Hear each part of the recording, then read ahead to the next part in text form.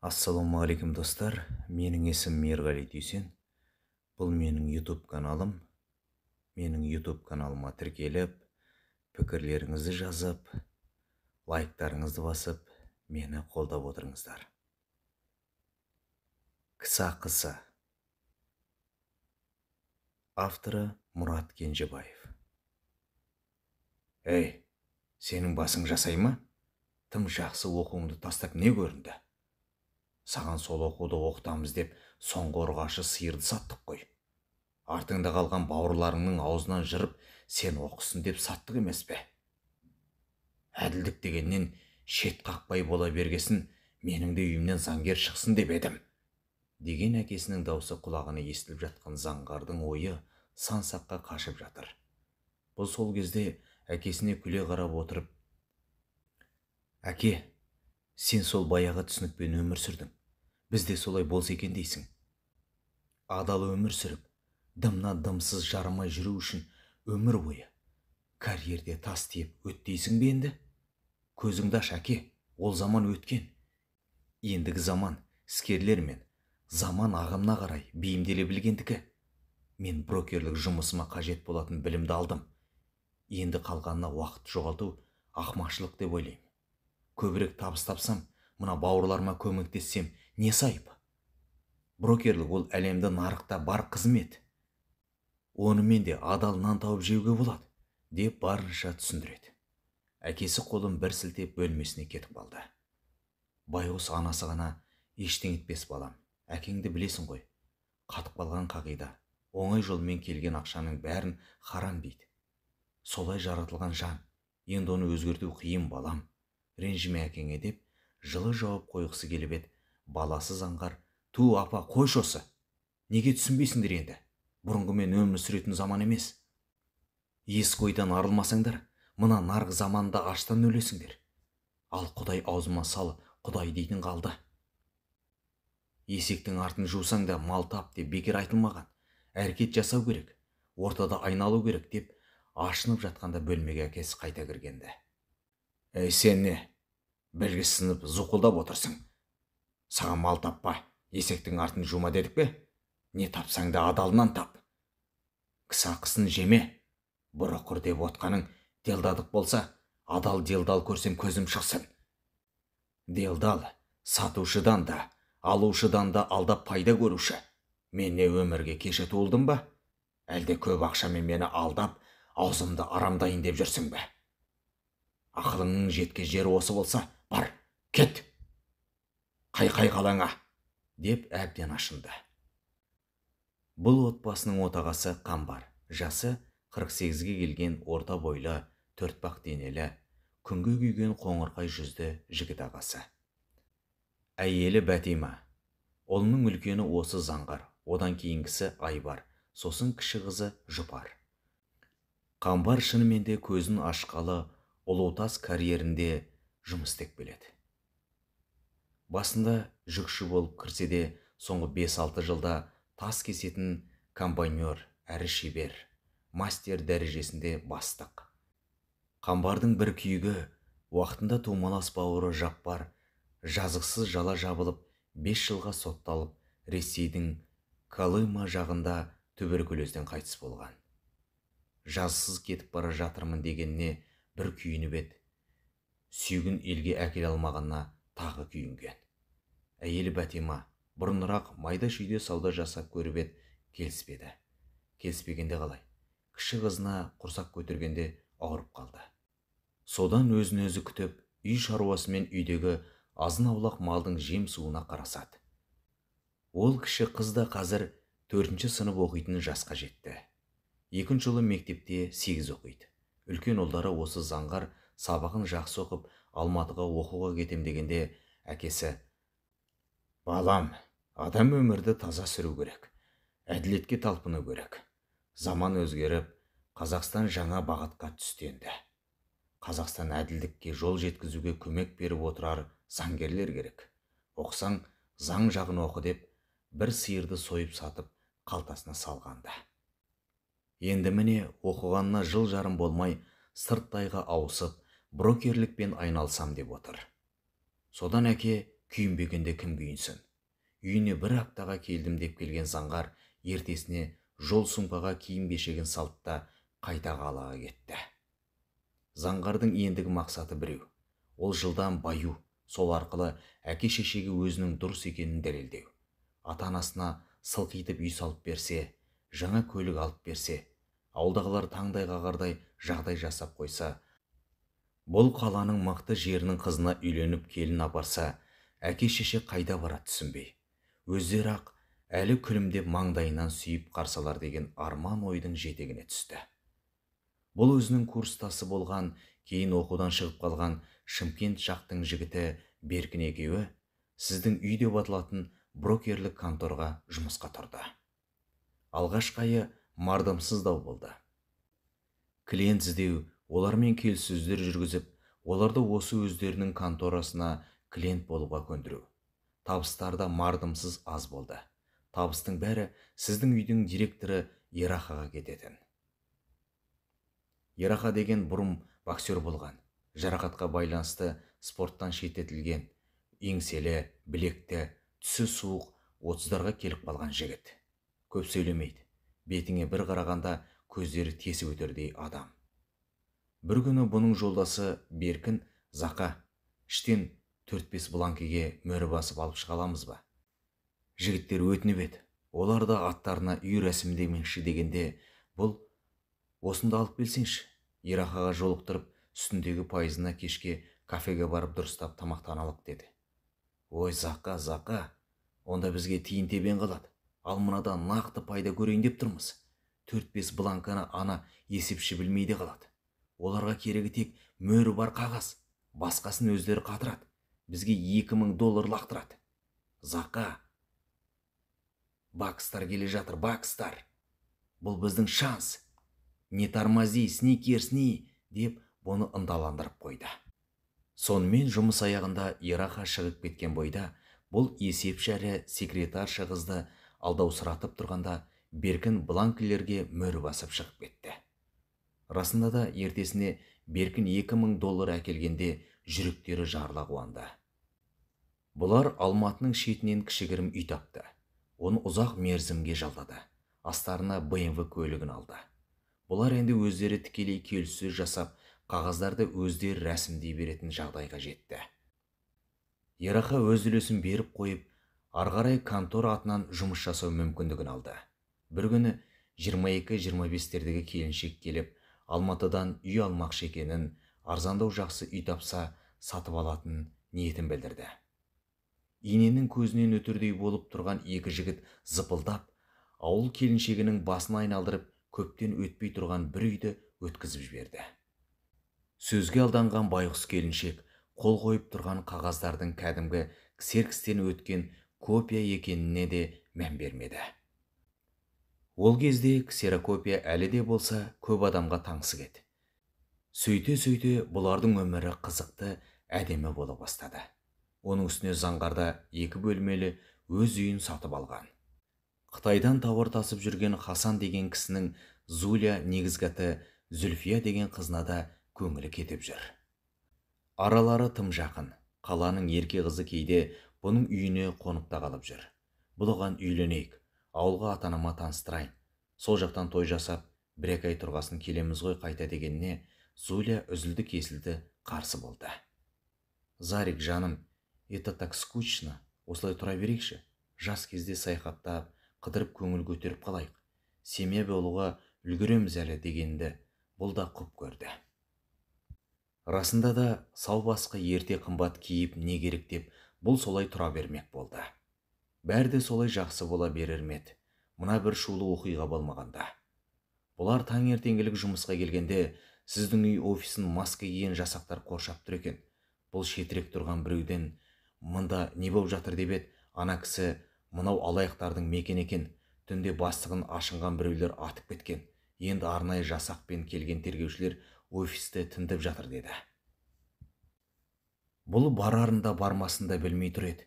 Арт жағынан келген Беркін «Аңырайып неғып тұрсың? Кеттік бұл жерден» деп ештеңе түсіндірместен былай алып шықты.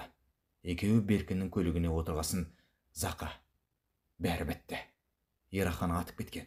Есепші қатын екеуі саунада отырғанда маған түнде жігіттер хабарласқан, барсам рас екен. Содан мұнда келіп офистағы екеуміз туралы бар құжатты жойдым, компьютердегі ақпаратты да жойдым. Екеумізді бұл офистен ештеңе байланыстырмайды. Так что Заха, Аяз би әліңді біл, құмырсқа жолыңды біл деген. Мен кеттім. Бой тасалайым. Мен сені, сен мен танымайсың. Солай, брат, үйіңді, көлігіңді сат. Сосын бұл қаланы ұмыт. Ераха, брат, көп мөлшерде қораға кірген сияқты. Оны өлтіргендер өте мықты, биікте отыратын адамдар.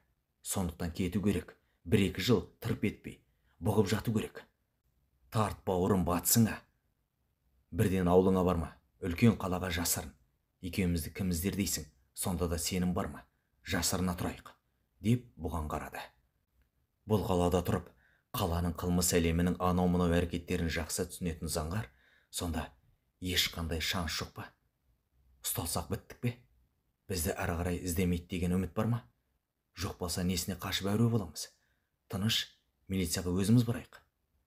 Сұрақтарына жауап беріп, басымызды алып қашпаймыз ба? Деді.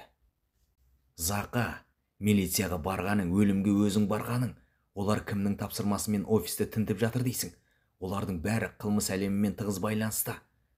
Сондықтан біз туралы ештеңе жоқ кезде қашу керек. 1-2 жыл жарыққа шықпай, бұға тұр деді де, ал мен кеттім. Маған жан керек, мен іздеме. Өмір болып жатса кейін кездесерміз.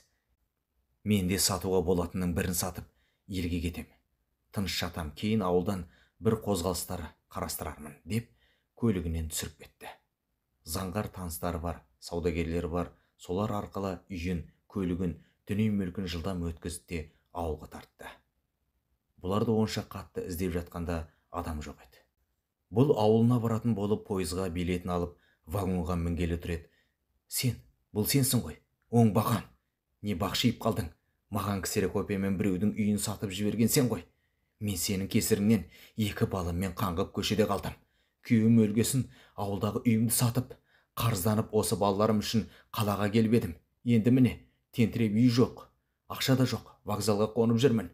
Алаяқсың сен деп тап бергенде Заңғар жандармен вагонға кіріп үлгерді. Артынан ұмтылған әйелді есік алдында тұрған жол серік кіргізбей ұстап қалды. Вагонға кіріп, жалма-жан купе терезесінен қарап еді. Әлгі әйел перронда тізерлеп отырып, жылап, қолын сермеп, бірдеңелер айтып жатыр екен.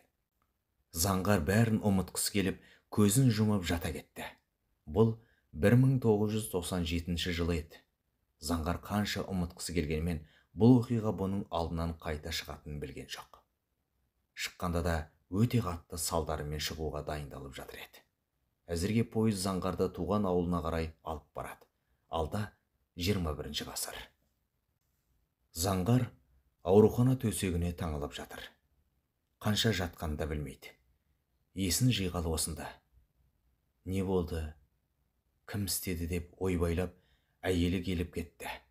Заңғардың әкесіне, яғни өз атасына қатты ұқсап кеткен баласы, әке, ассалаумағалейкум, жақсысың ба дегеннен басқа ештеңе айтпастан кетті. Мейірбике келіп, екпе салып кеткесін ұйықтамақшы болып еді, ұйықтай алмады. Еріксіз ойға шомып кетті. Ақтауға келген бойда Заңғар үй іздей бастады. Орталық шағын аудандардың бірінен тазалау 2 бөлмелі пәтер сатып алды да тіркеуге тұрып, евро үлгіде жөндеп әдемілеп алды. Су жаңа болмаса да, қалада ұялмай мінер көлік алды. Ауылға барып, әке шешесін көріп, көңілін басып, 2-3 күн қастарында болды. Бауырларына алған киімдер мен тәттілерін беріп, қуантып тастады. Тек әкесі ғана өзіне берілген қымбат шетелдік плашты көзінің астымен қарап отырды да әйеліне: «Шифонерге салып қой. Біреуге берсең де, китке салсаң да өзің білерсің», деді. Заңғар қопыратып ақша шығара бастағанда оқты көзімен бір қарап еді. Заңғар ақшаны жалма-жан қойнына сүңгіте салды. Әкесінің ой өзгермегенін білген Заңғар ештеңе демеді. 2 күн ауылында қыдырып, құрдастарына барып, кейін қаласына кетерде өзінен кейінгі інісін көрсетіп: «Айбардың оқуы біткесін қалаға жіберіңіздер. Өзім оқытып адам қылам. Бір шаруаларым жақсы реттелсе, 2 бөлмемді 3 бөлмеге ауыстырам. Қалаға келіп дем алып кетуге болады. Жазда балалар теңіз көрсін, жұпарға қаланы аралатып қыдыртайын. Мына тұрған жер ғой, теңізге барып тұрады деп барынша түсіндіріп жылдамдата сөйлеп жатыр еді әкесі. Әй, сен әуелі өзің адам бол, сосын жұртты қарық қыларсың. Оқып алған білімнен не пайда? Жұртқа қайырың тимесе, бітірген оқуың жоқ, істеп жүрген жұмысың жоқ, неткен байлық сенікі? Ақтауға келе сала үй, мәшіне алатындай Алматыда миллионер нағашың өліп, мұра қалдырды ма? Арыңды саудаға салып біреуді алдап, біреуге ұятыңды жалдап тапқан ақшаң болса, әкет көзіме көрсетпей. Арам ақшамен адал ошағымды былғама, деп күркірек басылды. Заңғар да қарап қалсын ба? Ту, әке, сен де бір қырсықсың. Сенің түсінігіңмен жүрсек, аштан өлеміз ғой. Не деген принцип сенікі? Мына балаларыңды ойласашы. Мен не адам тонап, кісі өлтіріп ақша тауыппын ба? Сен СССРде қалып қойғансың. Қазіргі Қазақстанда ұрламайтын адам жоқ. Бәрінің ойында тек ақша жасау, алып қалу, жеп қалу. Маған пара бермейтін, пара алмайтын адамды көрсетші, көрейін. Соған табынып өтейін. Бізде пара алатынды ұстайтындардың өзі парамен ұсталып жатады. Және солар тағы пара алатын жерге барып отырады. Олардың қасында делдар, брокер, періштенің нағыз өзі, деп бастырмалатып бара жатыр еді. Әй, тоқта, деп әкесі сөзін бөліп жіберді. Пара алмағаннан аштан өлер адам болса, мен, шешең, бауырларың өлер еді бірінші. Заман ағымы солай десіңдер. Заманды солай ағызған сен сияқтылар. Бірдеңеге жету үшін параларың дайын тұрады. Соны қалайда алғызасыңдар. Тілдеріңмен туфли жалауға дайын боласыңдар. Ту, жеркенішті. Жемқор емес, соның қасындағы қолтығынан демеп, жемқорлардың сөзін сөйлеп жүргендер ең қорқыныштылар. Солар елді адастырып, халықты жемқорға жығып беріп жаман үйретіп жүргендер. Одан қалса, тап-таза киініп, қымбат көліп мініп жүргілерің келеді. Сонда солай кете беру керек пе? Уа шырақтарым-ау, шетелге кетіп жатқан аздай Қазақстанды қазақтар тонап бітірдіңдер ғой тегі. Қазақстанда паралатын қазақ ол өз үйін, туған ошағын тонаған кәсіпкер. Ондайлардың етегін кесіп, елден аластау керек. Өз ошағын тонаған адам емес, малғұн. Малғұн ол шайтанның бір аты. Сондайларды жағалап, өз мүддесіне пайдаланып жүргендер Әзәзілдің әскері. Ел үстінен күн көріп, кісінің ақысын жеп жүргендер Әзәзілге ергендер, деп ашуын қайратына міне бастап еді. Заңғар зып етіп сыртқа шықты. Артына ере шыққан шешесіне, осы әкемнің қырсықтығы бар ғой, апа. Не пәле мынау қатып қалған. Тіпті айтарға сөз жоқ. Апа, ең болмаса сен алып қалшы мына ақшаны. Мен ешкімнен ұрламадым, тонамадым, пара алмадым, деп жыларман болды. Анасы: баламай, әкеңнің мінезін білесің ғой. Біреудің ала жібін аттамайды. Қорқам, үйде басы артық ақша пайда болса, қабағын қарс жауып, қайдан келген ақша мынау деп жынын шашады. Сен бұл ақшаңды өзіңе жарат. Адал ақшам деп тұрсың ғой. Бойыңа адал сіңсін. Қаладан керегіңді аларсың. Айтпақшы, кеше бір қыз бар деп едің ғой. Ол қалай? Қай жақтың қызы? Тәуір бола ма? Суреті болса көрсетші, деп аналық құмарлықпен сұрады. Ой, апа, қыздың суретін қойныма салып жүретін мен не, баяғының әскерде жүрген баласымын ба? Келесі келгенде ертіп келем. Қаланың қызы, бірақ ондай тікбақай емес. Көнбіс, өзіме жарайды. Әкелерін әкелем ғой. Әкем не дейді? Тағы бір зобалаң тудырмай ма? Тіпті туған әкемізге үйленем деп айта алмайтын болдық қой. Кісақысы дейді. Қазақтың ақысын кім жемей жатыр? Ерінбегеннің бәрі қазір солай өмір сүреді. Қайдағы бір ескіліктің қалдығымен өмір сүргісі келеді. Өзде өмір сүріп білмейді, өзгеге де сүргізбейді, деп бұрқ сарқ етіп тұрған ұлына анасы аяп қараса да: болды балам, әкеңді өзгерте алмайсың, енді соған көнесің. Не де болса үйлен, немер көрсе жібір, деп шығарып салды. Одан кейін де 1-2 жыл өтті. Заңғар шынымен 2 бөлмелі үйін 3 бөлмелі қылды. Үйленді, ауылға барып той жасап, бет аштырып келді. Әйтеуір әкесі ештеңе демей тыныш өтті. Той соңында ауысқан тағамның бәрін көрші көлемге таратып берді. Тіпті малға құямыз деген жуынды жемді де үйде жем толып кетті деген сылтаумен таратып жіберді. Заңғар Оның не деуге батпады. Тойдан соң 2 апта өткізіп, құдалық ырым жоралығына қаланың кафесінде өткізетін болып қалаға қайтты. Заңғар базар маңынан бір бутик ашып, біреулердің ақылымен оларын әйелінің атына өткізіп, қала әкімшілігіне жұмысқа тұрды. Керек кісілерді кафеге, саунаға апарғанның арқасында қызмет өсті. Тиын тебен жасауға да ыңғайлы орынға отырды. Заңғардың бір арманы кішігірім мекеме ашып, мемлекеттік қызмет пен бизнесті ұштастырып алса, азды-көпті тендерлерді, қала ішілік тапсырмаларды алып алса, мұртын балта шаппайды. Қала әкімшілігінде ешкім қойды емес. Облыс әкімшілігінде де сөзін сөйлейтін сыралас достар бар. Сондай шаруалармен жүргенде келіншегі босанып қызды болды. Қайын жұртына да көмектесіп, жақсы күйеу атанып үлгерді. Бір қайын ағасын мұнайға жұмысқа кіргізсе, үлкен бажасын вахтовый Икарусқа отырғызды. Келін босанды дегенде әке шешесі жұпар қарындасын ертіп, артынып тартынып жетті. Ауруханадан шығарып, өздерінше қалжа деген ырым жасап, құда-құдағилармен тұзға салып, бесікке бөліп, ауылдарына кетті. Әкесі кетерінде келіні мен баласына қарап, келесіде ұлды боп жатсаңдар, жасқа толғаннан емшектен шығарып ауылға жібересіңдер. Мына кемпірдің әлі бар бала қарайтын, жағдайы жақсы, деп ештеңе түсіндірместен үйден шыға берді. Келіні енесіне иегін қағып, неге дегенде ишара жасап еді. Туа берсейш, сосын белгілі болар, дегеннен басқа ештеңе айтпады. Әйтсе де Заңғар түсініп қалғандай. Әкесінің ойы ұл бала болса мыналардың тәрбиесіне қалдырмайым дегендегісі. Заңғар мырс етіп күліп, «Әй, әкем-ай», деді іштей. Қалалық акиматта бірге жүрген досы Қонтай бұған бір қызық идея айтты. «Заңғар, сен неге қалалық маслихатқа депутат болмай жүрсің? Тансың көп, шансың да жоғары. Басқа адам өтпесе де сен өтесің ғой. Мен дауыс жинап алуыңа көмектесем. Ұсынатын ұжымдар сірә өзіңнің адамдарың. 2 айдан соң қалалық маслихатқа сайлау өтеді. Соған сені ұсынып өткізіп жіберейік», деп бұны қызықтырып қойды. «Депутат болғанда не істеймін мен?»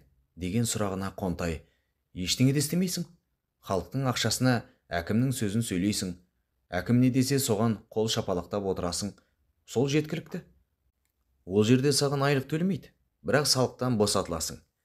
Бизнесің салық төлемейді. Сосын басқаларға жабық есіктер саған ашылғыш болады. Мүмкіндігің кеңейеді. Ойлан. Бұл да бір сәті түсер нәрсе», деп қарқылдай күлді. «Жоқ, түсінем ғой. Маған кім дауыс береді? Сол жағы қалай болар екен?» деген күмән айтып еді. «Кім қалай дауыс бергені маңызды емес. Маңыздысы қалай санағанда», деп Сталин деген білгіш айтқан емес пе? Сондықтан саспа», деп тағы қарқылдай күлді. Мұнау шын айтып тұрма, өтірік айтып тұрма деп күмәнданса да, бәрі Қонтай айтқандай сценариймен болды. Сөйтіп Заңғардың жағдайы дөңгеленіп жүре берді. Оқуын бітірген інісі Айбар ауылға кетті. Жай кеткен жоқ, үйленіп кетті. Ауылға барып дүркіретіп той берді. Жылдар жылжып, күндер өтіп жатты. Заңғардың да қызы өсіп, соңынан тағы қызды болды. 3-шісі ғана ұл болды. Неге екенін кім білсін, әке баяғы сөзіне оралмады. Келді, көрді. Тіфай күшік, Жаппар ағамның дәл өзі айнымаған. Қан жібермеген екен, енді алаңдамаймын. Өзіңде, сөзіңде Жаппар ағама ұқсасаң жаман болмассың. Тіфай, тек аман өс, деп жасаураған көзін сүртті. Сөйткен әке де өмірден өткен. Ауырған жоқ, сырқаған жоқ. Қызығы жаназасына керек нәрсенің бәрін өзі дайындаған. Кемпіріне, «Мен өлгенде бұрқырап жылай берме, мүжіліп отырып қалмай, шаруаңа қара, балдарға бас көз бол, арам жолға бұрылмасын», деп тапсырып айтқан күні таң алдында кемпірінің алдында жүре берген. Заңғар аурухана төсегіне байланып жатып, осылай бар өмірін көз алдынан өткізіп берді. Қазір 2017 жылдың ақпан айы. Жолдас жігіттермен сыралатып болып, түн жарымында тарқасқан. Өздерін осы қаланың қожайындары санайтын болар, ішкен күйінде көлік айдап жүре беретін. Саунадан шығып үйіне бағыт алған бұл, жолда ашық тұрған дүңгіршекті көріп, Таңертеңге 2 шиша сыра мен темекі ала кетуге тоқтады. Алып болып көлігіне бұрыла беріп еді: «Ағасы, темекі мен сыра денсаулыққа зиян ғой», деді бір жуандау болса да жас баланың дауысы. Бұл артына бұрылып қарап еді: жас шамасы 14-15-тегі жасөспірім бала тұр екен. Домалақ бас киімді көзіне түсіре киген бала. «Біздер денсаулық сақтау министрлігіненбіз. Сыра мен темекіге әуес ағалардың денсаулығын бақылап жүреміз», деп еберсі күлді. Ашу басына тепкен заңғар: «Ей, күшік, менің кім екенімді білесің бе? Мен сені қазір тұрған жеріңде жерге қағып жіберем», деп кіжініп жатыр еді. Екінші қапталдан шыққан тағы бір жас бала: «Білеміз ағасы, білеміз. Сен бізге бұйырған майлы әмиянсың», деп бұл да тарқылдап күлді. Енді оған кіжініп бастап жатқан заңғардың басы дзың ете қалды. Ар жағы бұлыңғыр. Енді міне ауруханада жатыр. Есік ашылып, көкшіл киіммен сондай қалпақ киген жасы 25-30-дағы ер кісі дәрігер кірді. Келген бойда бұның қан қысымын өлшеді. Кірпігін саусағымен көтеріп ашып көздерін көрді. Үсті басын ұстап, ана жер мына жерін ұрғылап көрді. «Ағасы, сіздің сырқатыңыз өте ауыр. Басыңызды тік-тік, бірақ ми шайқалған. Самайыңыздан алған соққыдан бір көзіңіздің жанары сөніп қалуы мүмкін. Бірақ қорқыныштысы, сіз жүре алмай қалуыңыз мүмкін. Беліңізден темір таяқ сияқты бір нәрсемен қатты-қатты ұрған. Содан бел омыртқаңыз жарақаттанған. Сіз қазір төменгі жағыңызды сезбейсіз. Аяқ, қуық сізге бағынбайды. Бұдан кейін жүреді деп айту қиын. Енді тек бір құдіретке сенесіз», дегенде заңғар естен танып қала жаздады. Бар жоғы 42 жасында мәңгілік мүгедек болу не деген өкінішті. Бұдан артық қасірет бола ма? Неге мен деген ойлар заңғарды мүлдем мүжіп тастады. Заңғардың екпе дәрмектен бас тартқан естіп, кешегі дәрігер келді. «Ассалаумағалейкум ағасы, не жағдай? Емнен неге бас тартасыз? Екпеден бас тартсаңыз, денеңіз адам шыдамас ауруды сезінетін болады. Тәніңіз ауырғаннан тозақта жатқандай шыңғырып айғайлайтын боласыз. Біздер салып жатқан екпелердің жартысы ауруды сездірмейтін екпелер», деді. «Інім-ау, бәрібір жүрмейтін болсам, толыққанды өмір сүрмейтін болсам, ол ем шарада не пайда? Одан да өле қалған оңай емес пе? Үміт жоқ. Ертең жоқ өмір не өмір? Не керек ондай ит өмір?» деп еңкілдеп жылап жіберді. «О ағасы, сабыр, еркек деген атыңыз бар ғой. Сабыр етіңіз. Ешқашан түңілуге, жеңілуге болмайды. Ініміз екеуміз 5-8 жасымызда әкесіз қалдық. Анам інім екеумізді жетелеп, ауылдан қалаға келіп, үй сатып алам деп жүріп, алаяқтарға тап болып, соңында үй де жоқ, ақша да жоқ, вокзалда қаңғып қалдық. Аш-жалаңаш күй кештік. Анамыз шарасы таусылғасын пойыздың астына түсіп өлді. Бірақ өлер алдында ауыл жаққа барар бір адамнан әкеміздің алыстау ағайынына хат жазып беріп жіберген. Сол хатта бізді сол кісіге аманаттап кеткен екен. Қазақта аманат деген нәрсеге ешқашан қиянат жасамайды ғой. Аманат өте қасиетті ұғым. Аманатқа қиянат жасаған адам ешқашан оңбайды. Түбінде алдынан шығады екен. Міне, сол ағайын өлгенше бізді өсіріп жетілдірді.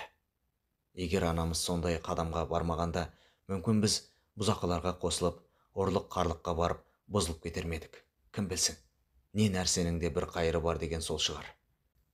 Қазір шүкірміз, мен отбасылымын, жұмысым бар, абыройсыз да емеспін. Нейрохирургпын. Інім жеке кішігірім құрылыс компаниясының бастығы. Бала кезгі арманы үй салу екен, оған қол жеткізді. Қайырымдылықпен көп айналысады, бірақ осы күнге жету үшін көрген азабымыз әсіресе жан азабымыз. Біреулердің 5 өміріне жетерліктей. Сондықтан ағасы, үмітіңізді үзбеңіз. Ал мен уәде берсем, сізді аяғыңыздан тұрғызам. Я уақыт керек, бірақ тұрғызам. Сенесіз бе? Деп сұраулы жүзбен заңғарға қарап еді. Заңғар бұл кезде көздерінің жасы тарам-тарам болып, айтуға сөз таппай, өксіктен көз жасына көміліп жатыр еді. Марқұм әкесінің суық түсі көз алдына елестеп, кісақысы деп қайталай берді. Заңғар, кешіріңдер дегеннен басқа ештеңе айта алмай, булығып тұншығып жатыр еді. Кешіріңдер дейсіз бе? Әрине кешіреміз. Сіздің сол Алматы вокзалындағы жүзіңізді мен мәңгі есімде сақтап қалдым ғой. Мен 8 жасар бала едім. Сіз осында жедел жәрдеммен келген күні сізді шырамыттым. Содан осындағы комитетчик жігіттерге сіздің өткеніңіз туралы біліп бер дегем. Сол жылдары Алматыда тұрыпсыз, брокерлікпен айналысқансыз. Анам қайтқан уақыттарда осы қалаға тіркеуге тұрыпсыз. Ініме айтып едім, ұшақпен ұшып келіп, сізді көрді. Сіз ес-түссіз жаттыңыз. Інім, ағатай, осы кісіні аман алып қалыңызшы. Керек дәрі-дәрмегін, емін түгел өзім көтерем. Шетелге кету керек болса, оны да көтерем. Тек осы кісіні аман алып қалыңызшы. Бұл сауаптың ең үлкені болмақ. Зәр ұсынған кісіге нан ұсынған демекші, у ұсынған кісіге су ұсынайын. Өмірдің суын ұсынайық. Аға, осы кісіні аман алып қалыңызшы деген. Сондықтан ағасы, мен сізді тұрғызам деп палатадан шыға берді. Дәрігердің соңын ала ішке кірген медбикеге заңғар: қарындасым-ай, әйелім мен баламды шақырып берші. Айтарым бар. Әсіресе ұлыма айтарым бар. Кісі ақысы туралы айтарым бар. Қазақты ырымшыл, анаға мынаған сенгіш деп айтатындар бар. Бірақ қазақтың айтып кеткен әрбір нақыл сөзінде мән мен мағына бар. Кісі ақысы мойныңызда қарыз болып кетпесін. Алдыңыздан шығады. Пара алмасаңыз да, пара беруде біреудің алдын орау. Пара беруге немесе алуға жағдай жасау, ол да кісі ақысы. Өмір бумеранг. Соңы.